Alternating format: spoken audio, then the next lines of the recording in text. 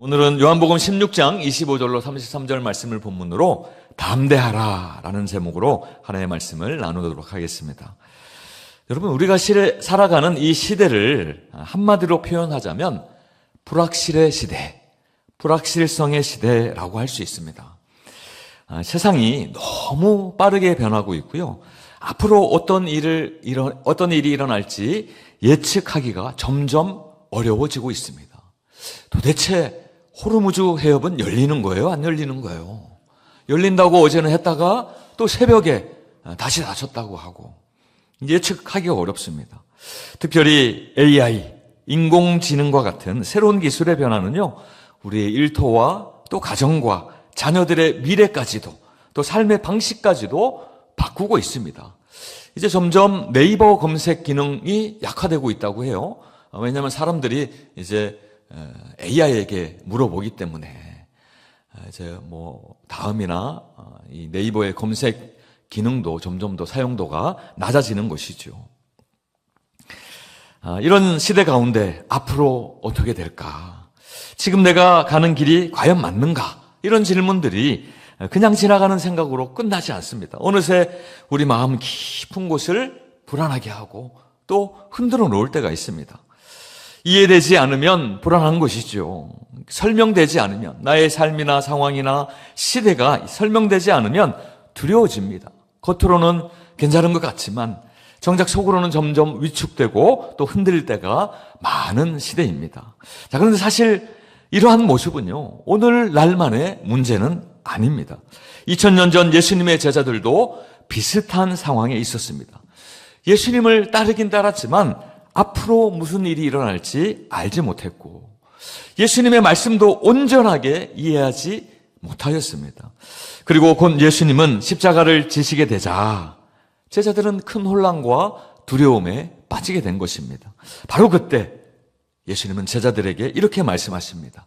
담대하라, 내가 세상을 이기었노라. 사랑하는 성도 여러분, 예수님의 이 말씀은 단순한 위로가 아닙니다. 두려워하는 사람들에게 그저 괜찮아, 지나가겠지, 그렇게 말해주는 정도의 위로가 아니라 우리의 삶을 붙들어주는, 근본적으로 붙들어주는 선포의 말씀, 선언인 것입니다. 오늘 말씀을 통해 한 가지 질문을 생각해 보려고 합니다. 자, 그렇다면 이렇게 불확실한 시대를 살아가는 우리는 어떻게 담대할 수 있는가? 오늘 말씀은 우리에게 이 질문에 관한 답을 분명하게 보여줍니다. 왜 우리가 담대할 수 있는지, 무엇을 붙들어야 흔들리지 않는 삶을 살아갈 수 있는지 예수님께서 직접 말씀해 주십니다. 이 말씀을 따라 우리가 왜 담대할 수 있는지 세 가지를 함께 살펴보려고 합니다. 첫째는요, 예수님께서 하나님의 뜻을 분명히 드러내셨기 때문에 우리는 담대할 수 있습니다. 25절 말씀 같이 한번 읽겠습니다. 시작. 이것을 비유로 너희에게 일렀거니와 때가 이르면 다시는 비유로 너희에게 이르지 않고 아버지에 대한 것을 밝히 이르리라. 여러분, 이 말씀은 앞으로는 이제 내가 설명하는 방식, 표현하는 방식을 바꾸겠다, 이런 의미가 아닙니다. 하나님의 계시의 단계가 근본적으로 바뀌어질 것이다, 전환될 것이다, 그것을 말씀하고 있습니다. 하나님이 당신을 드러내시는 것, 그것이 바뀌게 될 것이다 라는 것이죠. 여기서 비유라고 예수님이 말씀하셨는데, 우리가 흔히 비유하면 예수님이 예화를 비유로 많이 드셨잖아요. 그러다 보니까 이 어떤 예화를 생각하기 쉬운데요, 그렇지 않습니다. 이 비유는 아직 완전히 풀리지 않는 상태의 계시, 그것을 이야기해요. 아직 좀 이렇게 약간은 선명하지 않은 그런 계시, 부분적으로만 이해되는 진리, 그것을 이야기하고 있습니다. 제자들은 지금까지 예수님의 말씀을 많이 들었지요. 하나님 나라에 대하여서 들었습니다. 예수님의 정체성에 대하여서도 많이 들었습니다. 그러나 그들은 여전히 오해하고 있는 상황입니다. 왜냐하면 예수님의 사역의 핵심인 십자가와 부활 사건이 아직 일어나지 않았기 때문에 그래요. 지금 현재 이 본문의 상황이에요. 그래서 제자들의 이해는 항상 어딘가 부족해요. 아마 여러분들이 성경을 읽다 보면, 특별히 복음서를 읽다 보면 예수님이 비유로 특별히 여러 가지 예화들을 설명하고 또 자연의 현상들이나 이런 것들을 보고 비유로 설명하시잖아요. 그러면 우리는 그것을 다 알고 있기 때문에, 이미 다 알고 있기 때문에 선명하게 이해할 수 있죠. 그러나 그 당시의 제자들은 그것을 제대로 이해하지 못하는 거예요. 그래서 좀 안타깝죠, 우리의 마음이. 아니, 왜 이걸 이해 못할까? 제자들은 들었지만 온전히 알지 못했습니다. 깨달은 것 같았지만 또 실제로 행동하는 것을 보면 전혀 핵심을 놓치고 있는 모습을 우리가 보게 되어집니다. 이것이 바로 십자가 사건 이전의 제자들의 상태였습니다.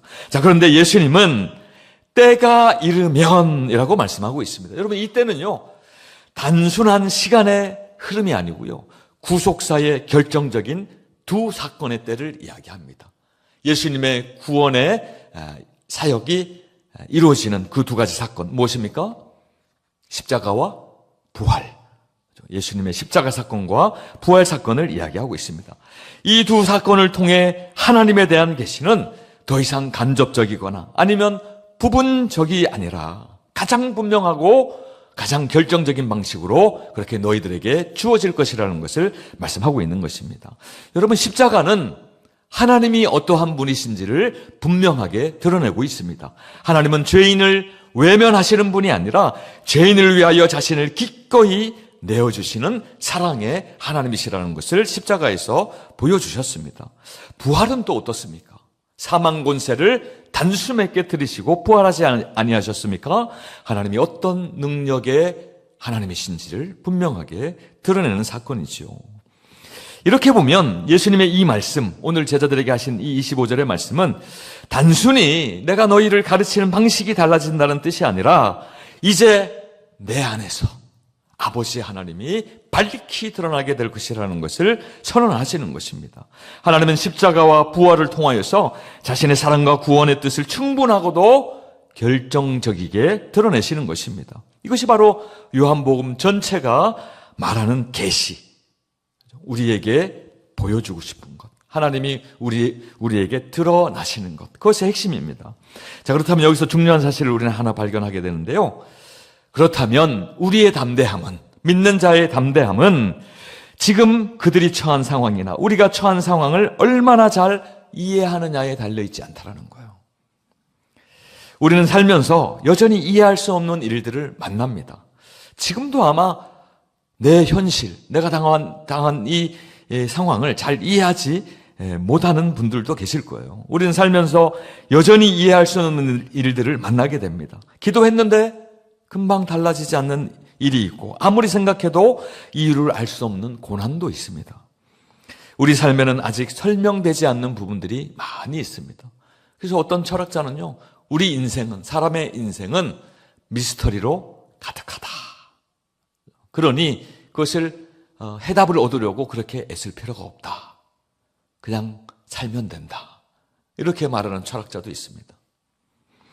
그러나 성도는 어떻습니까? 믿는 자들은 어떻습니까? 이렇게 불확실한 시대 가운데에도, 인생 가운데서도 절대로 무너지지 않습니다. 왜냐하면 하나님이 어떠한 분이신지를 예수 그리스도를 통하여서 분명하게 알고 있기 때문에 그렇습니다. 우리는 모든 일을 다 설명할 수는 없어도 하나님이 어떠한 분이신가 너무나 잘 알고 있고 또 설명할 수 있습니다. 십자가를 통하여 그분의 사랑을 알고 부활을 통하여 그분의 능력을 아는 것이죠.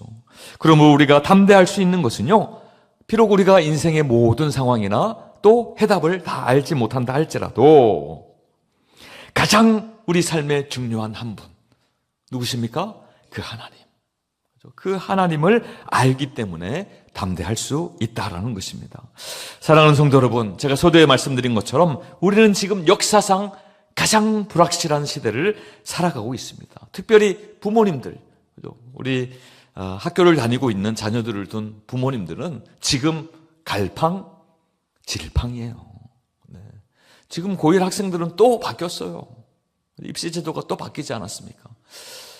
주중에 어느 분이 링크를 걸어줬어요. 뉴스 기사를 링크를 걸어줬는데, 중앙대인가요? 몇 개 대학들이 이제 앞으로 입시 제도 가운데 출석 점수를 반영하겠다는 거예요. 출석 점수. 대학 입학 시험 가운데 잘 들으셔야 됩니다. 그래서 결석하거나 지각하거나 이런 것들이 누가 될 수 있다. 감점 요인이 될 수 있다는 것을 밝혔습니다. 그리고 앞으로 점점 그런 대학들이 많아질 것이라는 그 뉴스 기사를 링크를 걸어줬어요. 제가 어떻게 했겠습니까? 네, 우리 처가 쪽에 수험생들이 있고 또 이 취학 학생들이 많이 있거든요. 그래서 거기에 바로 기사 링크를 걸어줬어요. 대비해라, 준비해라 그러고 했습니다. 여러분 이렇게 불확실한 시대를 살아가고 있는데요. 앞으로 어떤 일이 일어날지 예측하기 어렵고 빠르게 변하는 이 세상. 그러나 여러분 오늘 말씀은 우리에게 분명한 삶의 방향을 제시하고 있습니다. 모든 상황 다 이해하려고 붙들고 씨름하는 그러한 삶이 아니라 예수 그리스도 안에서 이미 자신을 분명하게 드러내신 그 하나님을 붙드는 삶으로 나아가라 말씀하시는 것입니다. 여러분 성도는 불분명한 상황에 이리저리 이끌려 다니는 사람들이 절대로 아닙니다. 분명하게 자신을 드러내신 그 하나님을 붙드는 사람이라는 것이죠. 여러분 상황은 여전히 안개 속처럼 흐릿할 수 있습니다. 그러나 하나님은 어떻습니까? 선명하게 우리 안에 드러나셨습니다. 그러므로 삶이 이해되지 않을 때에 여러분 하나님까지 의심하는 잘못을 범하지 않기를 원합니다. 상황이 흔들릴 때라도 하나님이 보여주신, 하나님이 우리에게 주신 말씀을 끝까지 놓치지 않으시기 바랍니다.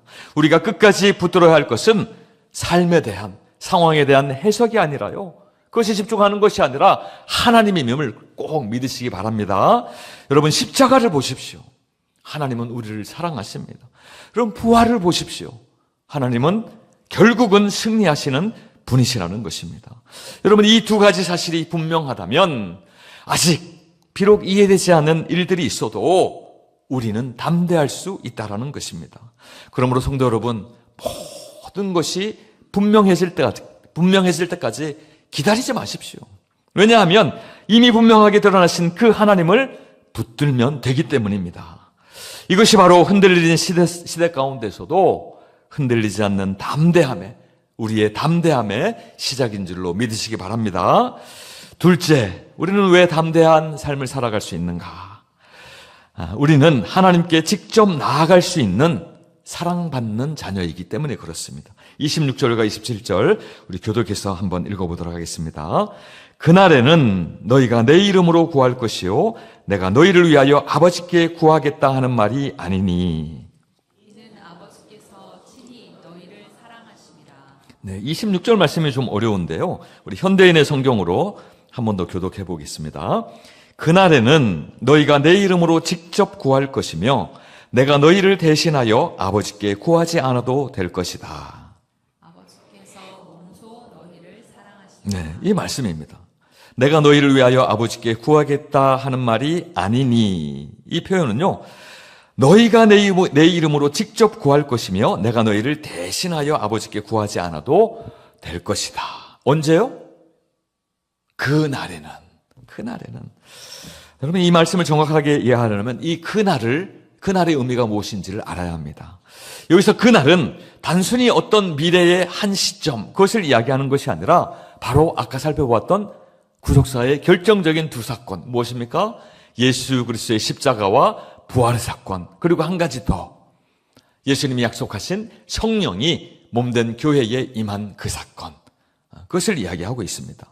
예수님께서 구원의 일을 다 이루신 뒤에 성도들이 누리게 되는 새로운 은혜의 시대, 우리가 성령 시대라고 이야기하는 그 시대를 이야기합니다.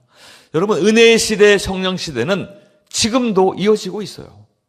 성령이 임한 이후로 2000년 전에 마가다락방에 성령이 임한 이후로 교회가 시작되었고 그 교회가 지금도 여러분과 저를 통하여서 이어지고 있잖아요. 지금도 은혜의 시대입니다. 지금도 성령의 시대인 것입니다. 그러니까 그 날이 되는 것이죠. 지금 우리가 살아가는 이 날도 예수님이 말씀하신 그 날이 되는 것이죠. 그때가 되면, 그 날이 되면 예수 믿는 자들은 예수님의 이름으로 직접 하나님께 기도할 수 있을 것이다 라는 거예요.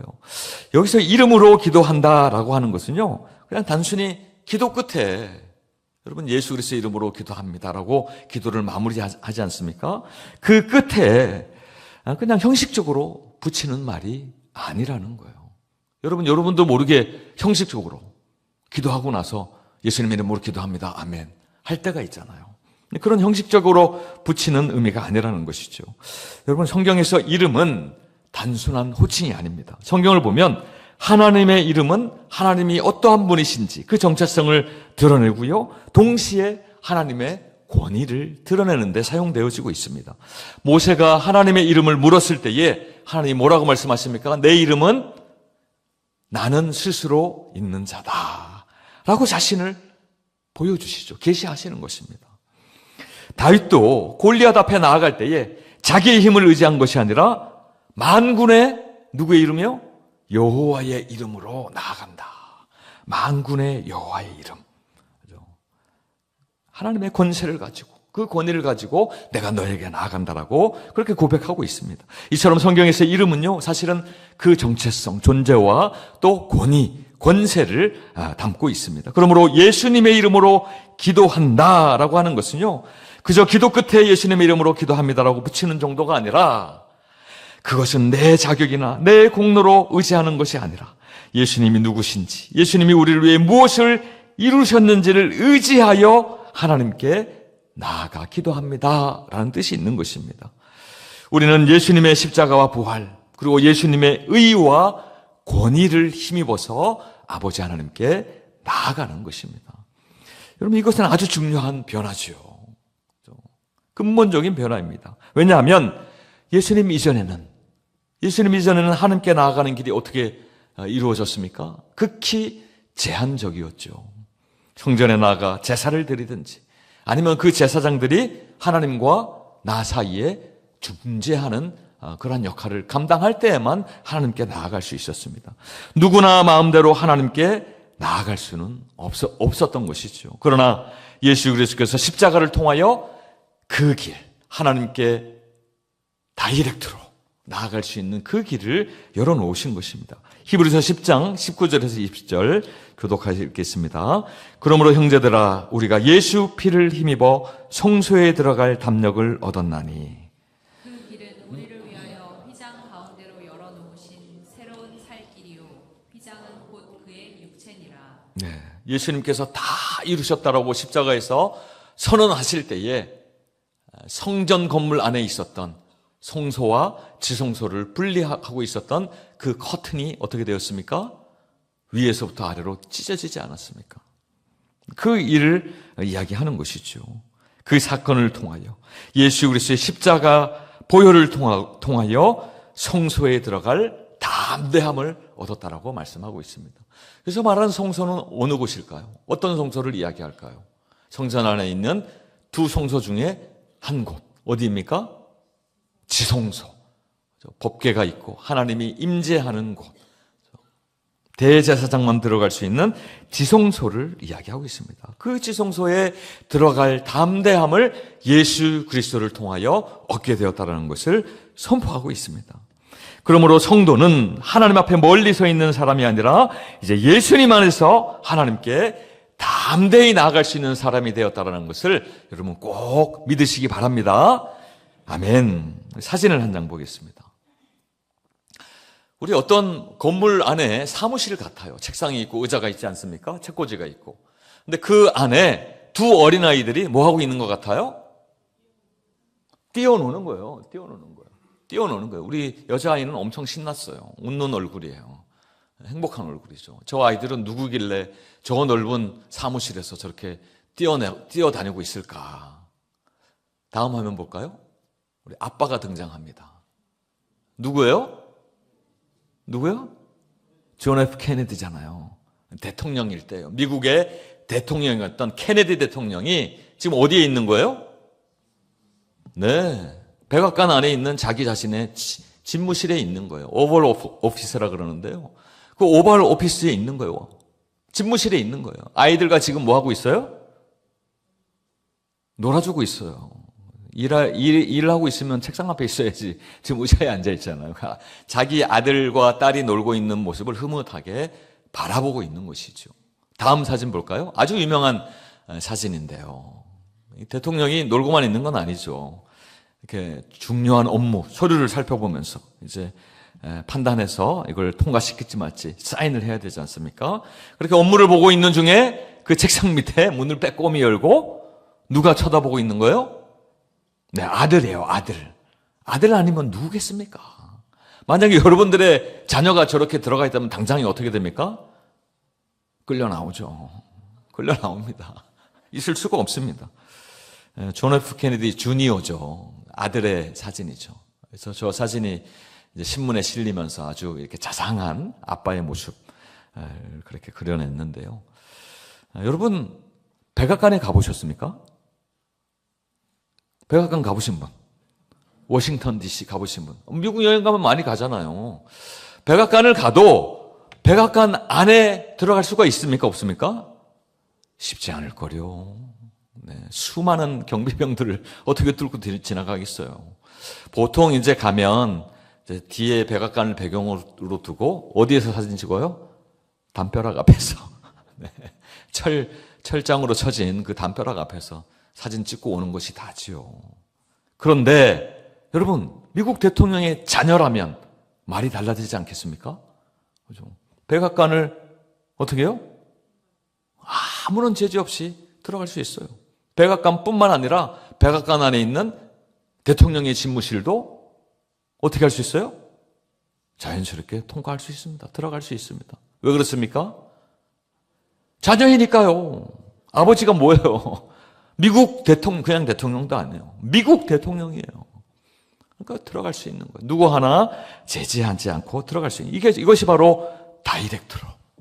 이것이 바로 예수 그리스도를 통하여 아버지 하나님께 직접 기도할 수 있는 성도의 담대함인 것입니다. 아버지의 사무실로 갈 때 존 F 케네디 주니어가 마음에 두려움과 불안이 있었을까요? 없었습니다. 자유함으로 들어가는 거죠. 담대함으로 들어가는 것이죠.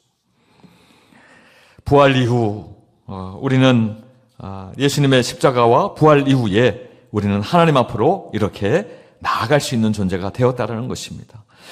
우리는 종종 하나님을 이렇게 오해합니다. 하나님은 멀리 계시고 엄격하신 분이시고 예수님이 중간에서 겨우 우리 편을 들어주셔야만 하나님이 마지못해 우리를 받아주시는 것처럼 생각할 때가 있습니다. 그러나 예수님은 지금 그렇게 말씀하지 아니하세요.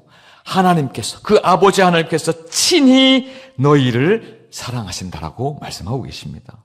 여러분, 우리의 구원은, 우리가 구원받은 것은요, 하나님께서 어쩔 수 없이 허락하신 것이 아닌 것을 믿으시기 바랍니다.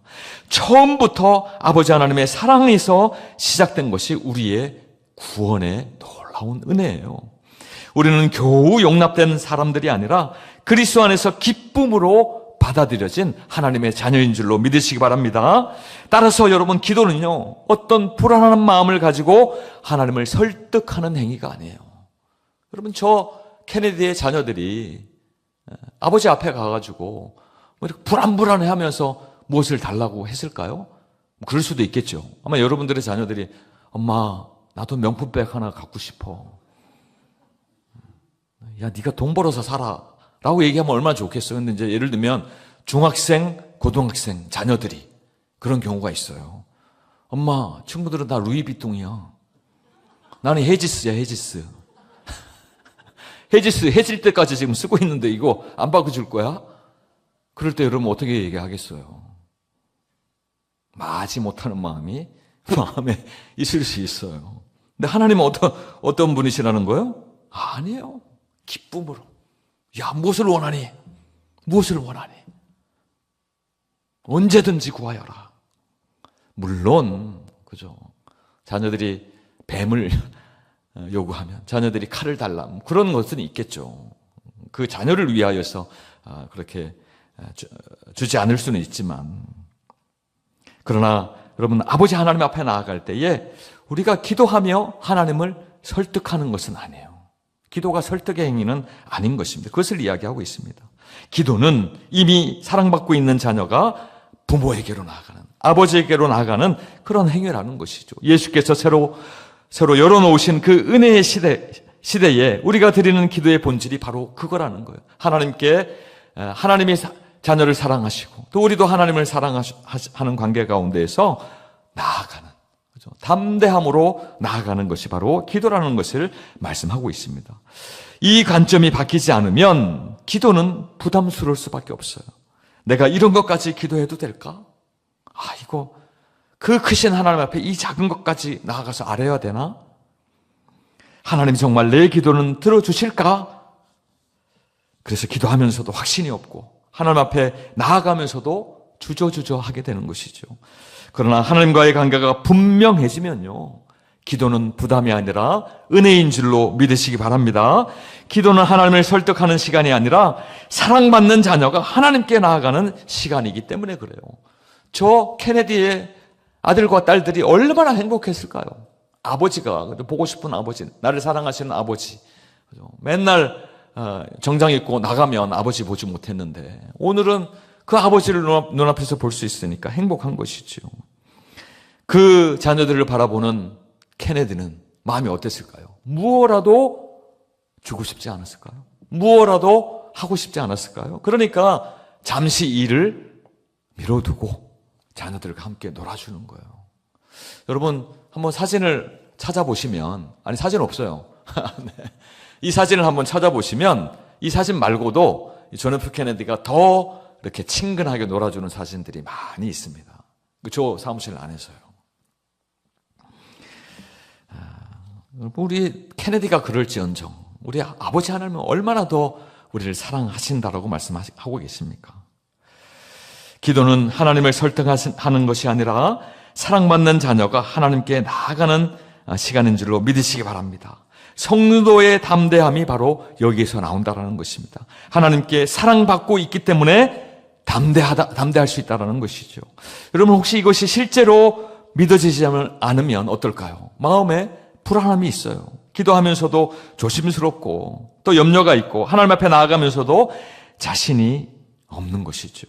그러나 하나님께서 나를 친히 사랑하신다는 이 사실을 분명하게 믿게 되면 우리의 믿음의 삶이 달라질 줄로 믿습니다.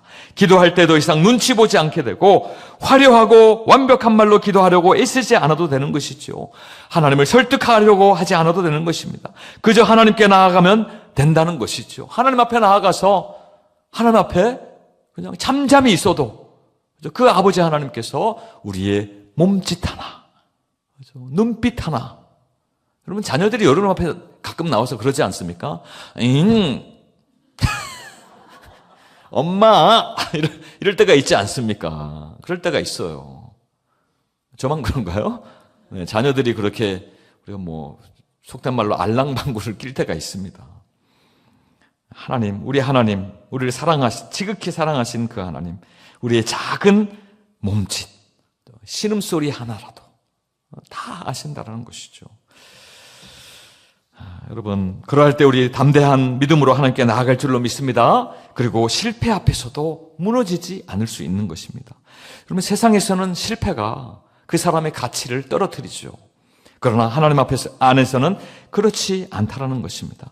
우리는 실패했을 때조차 여전히 하나님의 사랑받는 사람이라는 것을 꼭 기억하시기 바랍니다. 그러므로 성도 여러분, 하나님께 나아가는 일을 주저하지 마십시오. 은혜예요, 은혜.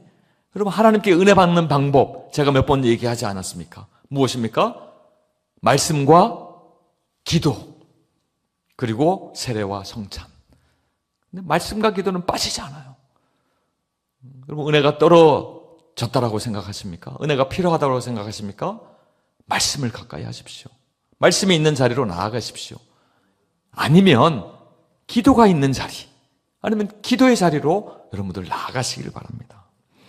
기도를 뒤로 미루지 마십시오. 마음이 좀 더 괜찮아지면, 아니면 믿음이 좀 더 좋아지면 그때 본격적으로 기도하겠다라고 그렇게 생각하지 마십시오. 오늘도 하나님께 나아가시기 바랍니다. 우리가 잘해서 나아가는 것이 아니라 사랑받고 있기 때문에 하나님께 나아갈 수 있음을 여러분 꼭 기억하시기 바랍니다. 이 사실이 우리 마음에 깊이 자리 잡을 때에요, 우리는 더 이상 두려움에 눌려 살지 않게 되고 하나님 앞에 담대하게 살 수 있는 하나님의 복된 성도가 될 줄로 믿으시기 바랍니다. 우리가 왜 담대해야 하는가? 세 번째는요, 예수님께서 이미 세상을 이기셨기 때문에 그렇습니다.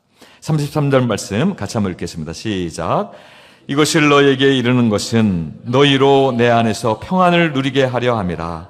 세상에서는 너희가 환난을 당하나 담대하라. 내가 세상을 이기었노라. 여러분, 이 구절은요, 오늘 본문의 결론이면서 요한복음이 전하는 핵심 메시지를 잘 담고 있습니다. 예수님이 먼저 이 말씀을 하시는 이유를 밝히고 계십니다. 너희로 내 안에서, 예수 안에서 무엇을 누리게 하려 함이라? 평안을 누리게 하려 함이라. 여러분, 여기서 말하는 평안은 그냥 잠시, 이 시간부터 이 시간까지 그런 것을 의미하는 것이 아닙니다. 주변 상황이 조용하고 문제가 없어서 생기는 평안도 아닙니다.